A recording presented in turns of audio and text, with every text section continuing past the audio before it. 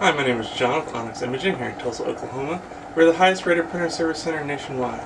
If you're interested in learning how to receive free labor on all of your service calls, as well as how to qualify for free printer upgrades, contact us today. We are here for all of your printer and office supply needs. Today we're going to be looking at an HP CM1415 printer. The complaint we've been getting from our customers whenever they're making scans or copies, they've been getting lines and different defects on their copies and scans. So that's going to indicate there's something dirty on the scanner glass. If you lift the top of the scanner here, you'll notice there's actually two separate pieces of glass. There's the large flatbed scanner for whenever you're using the actual scanner, and then there's a small piece of glass on the left side of the printer for whenever you're using the document feeder. That's actually where it does all of its scanning. So since we're getting all of our complaints mainly from the document feeder, we're going to want to focus on the small piece of glass on the left side of the printer here. In order to clean the glass, you're going to want to use your favorite glass cleaner. If you don't have any glass cleaner, you can use rubbing alcohol, but glass cleaner is preferred. And you're going to want to use a lint-free cloth. The biggest tip I can give you is never apply the cleaner directly to the glass. Always apply your cleaner to your cloth.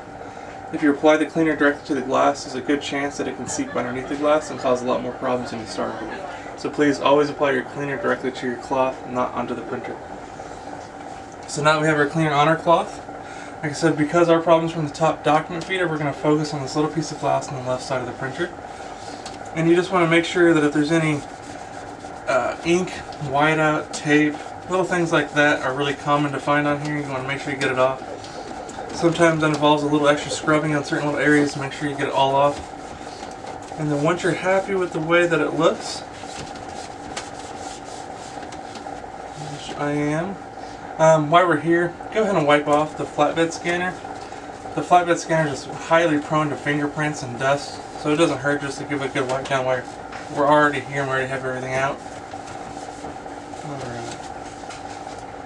That looks good to me.